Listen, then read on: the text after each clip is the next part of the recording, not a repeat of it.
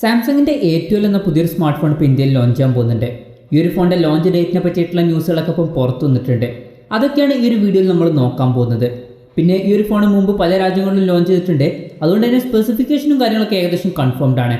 Specification നമ്മൾ നോക്കുകയാണെന്നുണ്ടെങ്കിൽ Samsung A12 6.5 ഇഞ്ചിൻ്റെ HD+ ഡിസ്പ്ലേ ആയിരിക്കും വരിക. ഈ ഫോണിൽ TFT ഡിസ്പ്ലേ ആയിരിക്കും ഉപയോഗിക്കുക. പിന്നെ ഇൻഫിനിറ്റി V ഡിസൈൻ എന്ന പേരിൽ വിളിക്കുന്ന വാട്ടർ ഡ്രോപ്പ് നോച്ച് ഡിസൈനുള്ള നോച്ചായിരിക്കും ഈ ഫോണിൻ്റെ ഫ്രണ്ടിൽ വരിക. പിന്നെ ഈ ഫോണിൽ ഫിംഗർ പ്രിൻറ്റ് സെൻസർ വരുന്നതായിരിക്കും.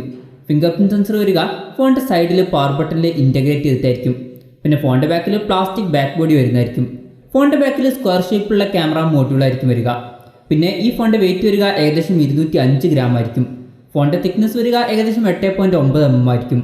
പിന്നെ പ്രോസസ്സറിൻ്റെ കാര്യം പറയുകയാണെങ്കിൽ mediatekൻ്റെ helio P35 എന്ന പ്രോസസ്സറുമായിട്ടായിരിക്കും ഈ ഫോൺ വരിക. പിന്നെ ഗ്ലോബലി ഈ ഫോണിൻ്റെ 3 വെർഷൻസ് ലോഞ്ച് ചെയ്തിട്ടുണ്ടായിരുന്നു. 3GB RAM 32GB ഇന്റേണൽ വെർഷനാണ് ബേസ് വേരിയന്റിൽ വരുന്നത്. പിന്നെ 4GB RAM 64GB ഇന്റേണൽ വെർഷനും അതുപോലെ തന്നെ 6GB RAM 128GB internal വെർഷനും launch ചെയ്തിട്ടുണ്ടായിരുന്നു. ഇന്ത്യയിൽ ഇതിൽ ഏതൊക്കെ വെർഷൻസ് ലോഞ്ച് ചെയ്യുന്നുള്ള കാര്യങ്ങളെ പറ്റിയിട്ടൊന്നും ഇപ്പം അറിയാൻ കഴിഞ്ഞിട്ടില്ല. പിന്നെ ഈ ഫോണിൽ മെമ്മറി എക്സ്പാൻഡ് ചെയ്യണമെന്നുണ്ടെങ്കിൽ ഡെഡിക്കേറ്റഡ് മെമ്മറി കാർഡ് സ്ലോട്ട് വരുന്നതായിരിക്കും. അതായത് 2 സിം യൂസ് ചെയ്യുമ്പോൾ തന്നെ ഒരു മെമ്മറി കാർഡ് സെപ്പറേറ്റ് ആയിട്ട് യൂസ് ചെയ്യാം. പിന്നെ ഈ ഫോണിൽ 3.5 mm ഓഡിയോ ജാക്ക് വരുന്നതായിരിക്കും. ആൻഡ്രോയിഡ് 10 ബേസ് ചെയ്തിട്ടുള്ള 1 UI സോഫ്റ്റ്വെയറുമായിട്ടായിരിക്കും ഈ ഫോൺ വരിക. ക്യാമറയുടെ കാര്യം പറയുകയാണെങ്കിൽ ഫോണിൻ്റെ പിന്നിൽ 4 ക്യാമറ സെൻസേഴ്സ് ആയിരിക്കും വരിക. 48 മെഗാപിക്സലിൻ്റെ f2.0 അപ്പേഴ്സിൽ വരുന്ന മെയിൻ സെൻസർ ആയിരിക്കും വരിക. പിന്നെ 5 മെഗാപിക്സലിൻ്റെ f2.2 അപ്പേഴ്സിൽ വരുന്ന അൾട്രാ വൈഡ് ആംഗിൾ ലെൻസ് വരുന്നതായിരിക്കും. ഇതിൻ്റെ ഫീൽഡ് ഓഫ് വ്യൂ വരിക 123 ഡിഗ്രി ആയിരിക്കും.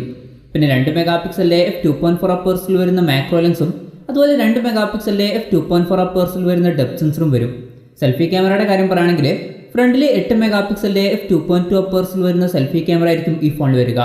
പിന്നെ ഈ ഫോണിൽ 5000 mAhന്റെ ബാറ്ററി വരുന്നതായിരിക്കും. 15 വാട്ടിൻ്റെ ഫാസ്റ്റ് ചാർജിങ് സപ്പോർട്ട് ചെയ്യും. Type-C ചാർജിംഗ് പോർട്ടുമായിട്ടായിരിക്കും ഈ ഫോൺ വരിക. പിന്നെ ഈ ഫോണിൻ്റെ 3GB RAM 32GB internal version globally launch ചെയ്തിരുന്നത് ഏകദേശം 15,800 രൂപ പ്രൈസ് റേഞ്ചിലായിരുന്നു. പക്ഷേ ഇന്ത്യയിൽ ഈ ഫോണിൻ്റെ വില ഇത്രയും അധികം വരാൻ ചാൻസ് ഇല്ല. കുറച്ചും കൂടി കുറഞ്ഞ പ്രൈസ് റേഞ്ചിൽ വരാനാണ് സാധ്യത. എക്സ്പെക്ട് ചെയ്യുന്നത് ഈ ഫോൺ 12,000-13,000 രൂപ പ്രൈസ് റേഞ്ചിലൊക്കെ ആയിരിക്കും വരിക എന്നുള്ളതാണ്. പിന്നെ ലോഞ്ച് ഡേറ്റിൻ്റെ കാര്യം പറയുകയാണെങ്കിൽ ഈ ആഴ്ച തന്നെ ഈ ഫോൺ ഇന്ത്യയിൽ ലോഞ്ച് ചെയ്യുമെന്നാണ് ഇപ്പോഴുള്ള റിപ്പോർട്ടുകളൊക്കെ പറയുന്നത്. പിന്നെ ഈ ഫോണിൻ്റെ സപ്പോർട്ട് പേജൊക്കെ ഇപ്പം സാംസങ് ഇന്ത്യയുടെ സൈറ്റിൽ എത്തിയിട്ടുണ്ട്. ഈ ഫോണിൻ്റെ കറക്റ്റ് ലോഞ്ച് ഡേറ്റ് ഇപ്പം അറിയാൻ കഴിഞ്ഞിട്ടില്ല.